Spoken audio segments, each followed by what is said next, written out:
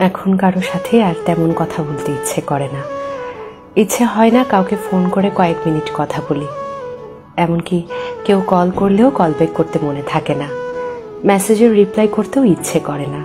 যাদের সঙ্গে কথা না বললেই নয়, তাদের সঙ্গেও দু একটু কথা বললেও সব বিষয় নিয়ে কথা বলতে ইচ্ছে হয় না।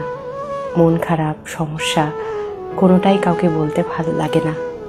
এসবের জন্যে আমি দুঃখিত। শুধু ভালো লাগে সারাদিন নিজের মতন থাকতে।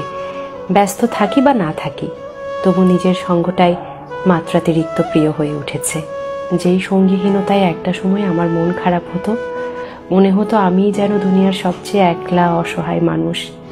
সেই খারাপ লাগা, সে একাকিত্ব আজ যেন সব থেকে বেশি প্রিয় হয়ে উঠেছে। এখন অমুক বন্ধু খোঁজ না নিলেও আর খারাপ লাগে না। কেউ ভুল বুঝলেও নিজেকে আর প্রমাণ করতে ভালো লাগে না।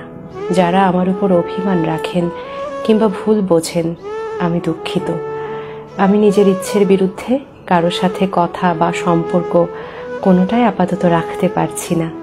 আর যারা উইথ আর উইথাউট কনভারসেশন আমাকে বোঝেন, আমাকে চেনেন, আমার মানসিক অবস্থা দু একটু কথা শুনে বুঝে ফেলেন, নিজেদের বাউন্ডারি এবং প্রাইভেসি দুটোই বোঝেন, আপনাদের প্রতি আমার কৃতজ্ঞতা।